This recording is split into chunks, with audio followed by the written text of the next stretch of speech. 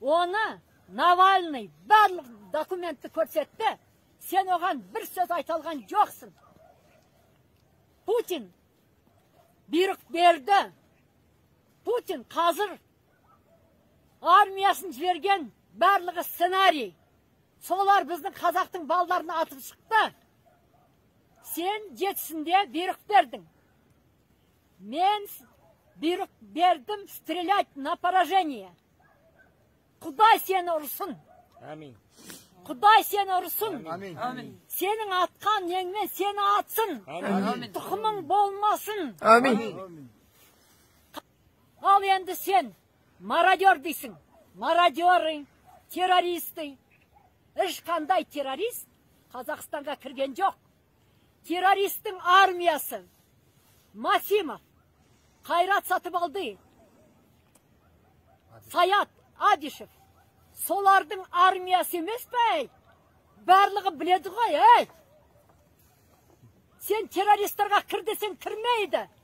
Қазақстанды жер жүзінде, даже жер жүзіндегі Талибан, тағы басқа, джихадист, михадист, олар кірмейді, бізді құрметтемейді. Олар да кіретін үкіметті біледі.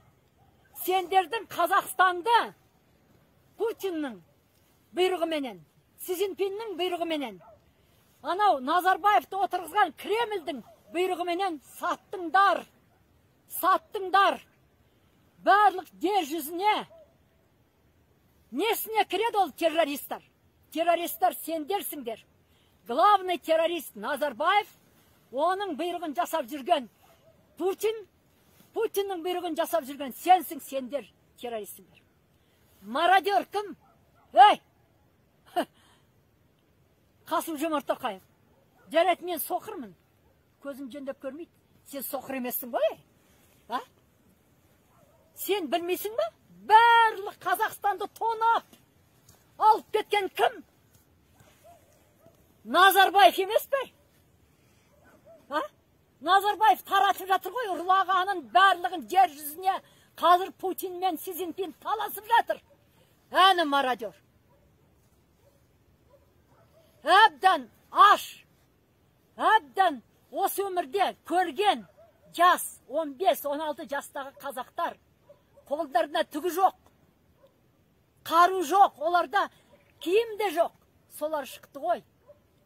Оларды осы 30 жылда шықты ғой. Оларды осы 30 жылда қазақтың қыздары 5-6, 7 сондай қиын жағдайда тапқан балалар ғой. Қасым-Жомарт, сен менің мыңдай қазағымды аттың ғой. Құдай сені атсын. Мен қазір 80-ге келген, мен ата алмайым, көзім көрмейді. Ат мені.